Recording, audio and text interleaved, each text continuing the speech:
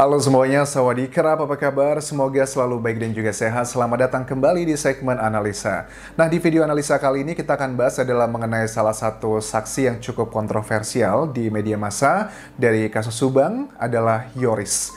Yoris memang dari awal kasus ini muncul sampai sekarang itu kalau aku lihat grafiknya dari banyaknya, pertama itu banyak orang yang simpati dan juga tidak menaruh kecurigaan terhadap Yoris, semakin lama itu kayaknya semakin menurun gitu, semakin banyak yang ke sekarang tuh banyak yang curiga dengan Yoris. Tapi sebelum aku bahas mengenai beberapa hal yang memang sudah tersebar di media massa mengenai dugaan kejanggalan-kejanggalan dari Yoris, secara garis besar bahwa sampai sekarang aku belum menemukan data-data hal yang sifatnya adalah bisa merujuk ke alat bukti, tapi ditemukan di Yoris itu belum ada sampai sekarang ya. Tapi ada beberapa hal yang sifatnya adalah verbatim atau kata-kata ya yang tersebar di media massa, dan ini membuat masyarakat Indonesia sebagian netizen mengerutkan dahi. Kenapa seperti itu dia mengatakannya dan apakah alasannya, apakah ini make sense atau tidak? Langsung kita bahas satu persatu dari Yoris ini. Yang pertama adalah isu dari Yoris adalah mengenai kunci otomatis mobil Alphard. Isunya apa, Anjas? Ini bukan isu sih, tapi sudah aku bahas beberapa kali adalah bahwa Yoris memang tertangkap di salah satu YouTuber ya, yang dia mengatakan dalam bahasa Sunda, mobil Alphard hitam yang menjadi tempat menyimpan kedua korban jenazah tersebut. Yoris mengatakan di situ bahwa mobilnya itu punya kunci kayak otomatis ya, yang artinya aku kurang ngerti maksudnya seperti apa, tapi yang aku tangkap bahwa kunci mobil tersebut tidak akan bisa jalan kalau tidak ada kendali dari kunci otomatis yang dimiliki Yoris. Tapi kemudian Yoris mengklarifikasi di sejumlah media massa bahwa dia itu adalah salah ngomong, tapi salah ngomongnya mungkin aja adalah karena tekanan di lokasi kejadian, karena video itu pada saat dia ngomong itu adalah di 18 Agustus ya, tepat di hari kejadian, dan ada yang pro dan kontra. Bagi yang pro dengan Yoris akan mengatakan wajar Anjas karena kasus itu pada saat hari pertama kejadian sudah banyak orang-orang juga yang menaruh curiga tidak hanya terhadap Yosep tapi juga terhadap Yoris, makanya mungkin Yoris berbohong mengatakan hal seperti itu agar menghindari tuduhan-tuduhan yang mengarah ke dia secara psikologi. Make sense atau tidak itu adalah pendapat kalian. Tapi bagi yang kontra dengan Yoris bahwa ya masa sih Anjas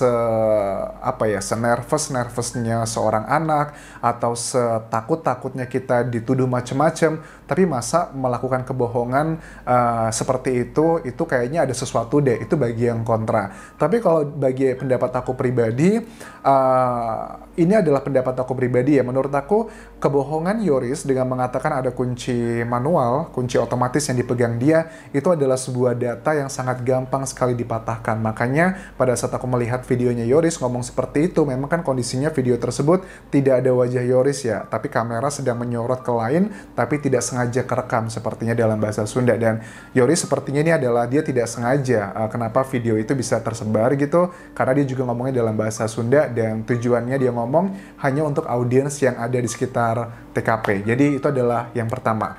Yang kedua adalah mengenai mobil Yaris. Mobil Yaris adalah mobil dari miliknya almarhumah Amel yang memang ada di lokasi kejadian. Yaris di sejumlah media dan juga YouTube sudah mengatakan bahwa pada saat dia masih bergabung bersama tim kuasa hukumnya Danu, dia menilai bahwa ada satu kejanggalan di mana mobil Yoris tersebut yang miliknya Amel itu sebelum dibawa ke Polsek atau ke Polres, itu katanya dibawa dulu ke rumah seseorang di sebuah daerah sebelum dibawa ke sana. Nah, ini adalah bagian yang sedang kita nantikan klarifikasinya. Dan aku menduga bahwa orang tersebut yang dituduh, yang diklaim oleh Yoris adalah bagian dari timnya Yosep atau Pak Yosep di sini.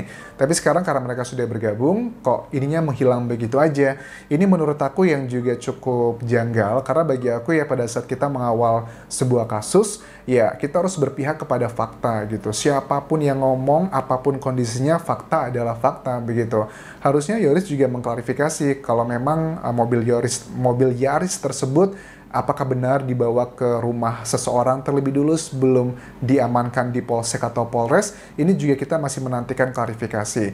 Nah, kemudian bagi yang pro dan kontra juga sama kan ya. Bagi yang pro menilainya kenapa kok Yoris tidak mengklarifikasi ini, aku masih belum bisa menemukan apa alasan kira-kira bagi yang pro. Tapi kalau menurut kalian yang pro dengan Yoris, kenapa kok dia diam saja mengenai isu mobil Yaris tersebut? Itu aku belum ada ide apa yang kira-kira kemungkinannya ke sana. Tapi kalau bagi yang kontra, kenapa Yoris tidak lagi membahas mengenai mobil Yaris tersebut? Ya, karena mereka sudah bergabung dengan satu tim dengan Pak Yosep sekarang. Karena kalau dia menyampaikan sesuatu hal yang akan memberatkan tim mereka, juga kayak ya menyelakai diri sendiri lah. Atau kayak ya kita bertepuk di dalam air akan muncrat kena sendiri. Itu yang bagian kontra. Tapi bagi yang pro, aku masih belum bisa menemukan apa kira-kira possible reasons-nya. Itu adalah yang kedua, mengenai kejanggalan dari Yoris sendiri. Terus juga mengenai yang ketiga adalah Banpol nih. Isu Banpol, Yoris cukup vokal sebenarnya beberapa kali ya di media TV One, Kompas TV, dan juga banyak lagi YouTube juga, bahwa ada isu Banpol yang mengatakan bahwa ya Danu kan ya diminta bantuannya untuk menguras bak mandi, dan Yoris pun sudah mengiyakan di sejumlah wawancara dengan narasi yang sudah kalian tahu semua. Tapi kan sampai sekarang Yoris tidak memberikan klarifikasi. Ini kan sudah beredar kayak bola liar gitu di masyarakat. Kalau memang menurut Yoris ada beberapa isu Banpol memang benar seandainya seperti itu, tapi mungkin kebenarannya tidak 100%. Ada beberapa hal misalkan yang dimanipulasi oleh seseorang atau orang lain. Ya, Yoris juga harus menyatakan ini juga. Kenapa kok ini didiamkan begitu aja? Karena kalau ini tidak ada klarifikasi, tidak ada penjelasannya, ya kesannya di masyarakat bahwa Yoris ini kayak sifatnya adalah kayak ya politik praktis aja, pragmatis, mana yang paling menguntungkan bagi dia. Tentunya itu adalah hal yang manusiawi, kita memilih hal yang menguntungkan bagi kita. Tapi kan kalau untuk masalah kasus hukum ya harusnya ke fakta kan ya. Karena dari berbagai macam fakta, kumpulan fakta, itu akan menuju kepada kebenaran siapakah para pelaku dari kasus ini, siapakah para dalangnya, siapakah orang yang membantu, orang yang mengetahui. Itu adalah hasil dari berbagai macam fakta-fakta yang ada di lapangan. Itu adalah mengenai isu Banpol sendiri. Terus kalau juga ada beberapa isu lain lagi banyak sih mengenai Yoris ya tentang hal-hal ini. Tapi sekali lagi, kalau dari segi hal yang sifatnya menjurus ke arah motif, begitu motivasi, memang Yoris ada banyak hal-hal yang bisa possible reason ke sana. Tapi sekali lagi, kalau ngomongin soal fakta, aku belum menemukan apakah ada hal-hal yang memberatkan Yoris. Tapi kalau untuk beberapa saksi lainnya, ya kalian sudah tahu lah, ada Yosep, yang kalian juga sudah tahu, yang paling memberatkan menurut aku adalah bercak warna merah di baju kancing ya, bukan di jaket ya. Karena setahu aku belum pernah mendengar pernyataan dari Yosep ada bercak di jaketnya. Karena setahu aku pernyataan dia di media massa adalah bercak di kancing yang sangat kecil. Dan aku bilang bercak karena kita nggak tahu apakah itu darah atau noda yang lain. Dan Yosep memang sudah mengklarifikasi itu adalah berasal dari percikan air dari kamar bak mandi. Jadi kemungkinan besar itu adalah darah. Tapi apakah itu dari miliknya Amel atau Bu Tuti atau bahkan keduanya atau dari orang lain, ini kan jawabannya sudah ada di Polda Jabar sekarang ini. Dan itu memang menurut logika berpikirku adalah hal yang cukup membuat pertanyaan. Yang kedua adalah Danu. Danu juga sama kan ya, ada beberapa hal yang cukup memberatkan bagi dia secara logika, temuan-temuannya, dan ini adalah jawabannya sudah ada di Polda Jabar. Apakah ini framing ataukah bukan, itu sudah ada di Polda Jabar. Ya, pertama adalah mengenai isu puntung rokok, kemudian mungkin jejak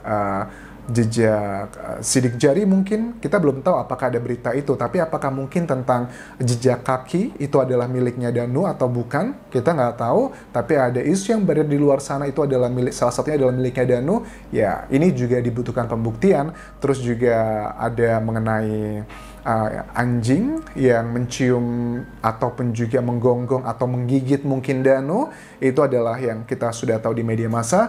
Terus juga ada mengenai tes kesehatan yang sudah dilakukan Danu, terus juga mengenai luka di kaki Danu, itu juga suatu hal walaupun sudah diklarifikasi. Tapi sekali lagi, ini adalah beberapa hal yang memang sudah tersebar di media massa, dan apakah ini pure ada hubungan dengan kasus ini, ataukah ada beberapa orang juga bilang bahwa Danu adalah kambing hitam, dia berusaha dikorbankan dan sebagainya. ini tentunya masih menjadi pembuktian, masih menjadi proses pembuktian yang ditangani Polda Jabar.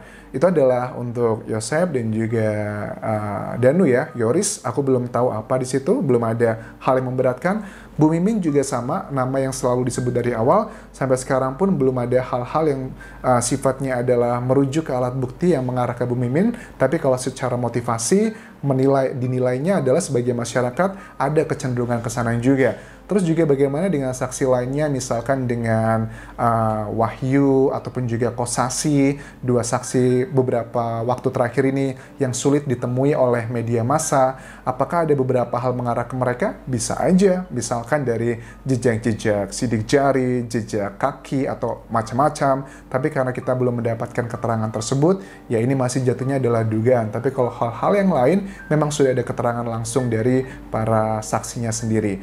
So, kita nantikan apakah ini akan segera terungkap di bulan Februari. Harusnya sih nggak ada alasan yang kasus ini tidak terungkap dengan begitu banyaknya hal-hal yang sudah tersebar di media massa. Ini aja yang tersebar di media massa, aku yakin kayak ibaratnya itu adalah kayak fenomena gunung es, cuma sedikit aja, tapi di bawahnya itu udah banyak banget dan semua itu data-datanya ada di Polda Jabar sekarang. Kecuali kasus ini minim hal-hal yang merujuk ke alat bukti, ya wajar lah tidak terpecahkan gitu atau lama begitu.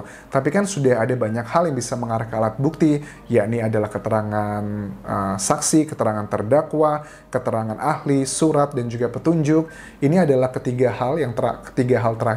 terakhir tersebut adalah hal yang cukup banyak tersebar di media massa. Kita nantikan ya Polda Jabar, semoga mereka adalah orang yang berkompetensi tinggi, memiliki juga integritas atau kejujuran yang tinggi juga. Siapapun orang-orang kuat, jika benar ada yang terlibat di kasus ini, mudah-mudahan tidak mengorbankan nama baik kepolisian Indonesia. Bukan hanya di kepolisian Jawa Barat, tapi juga di Indonesia.